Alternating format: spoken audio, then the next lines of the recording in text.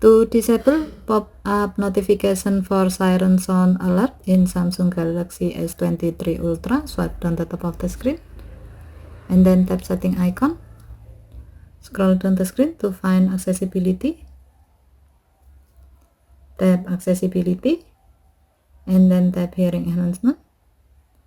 Tap sound notification and then tap open sound notification. Next, tap the setting icon at the top right. Under preferences section, tap sound types.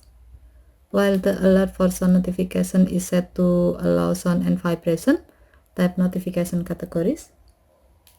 Under emergency section, tap siren.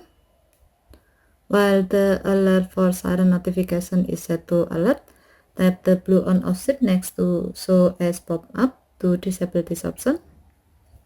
When the switch turns grey, it means that this option is off.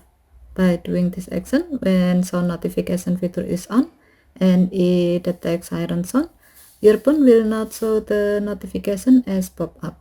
Okay, thank you for watching. Have a nice day.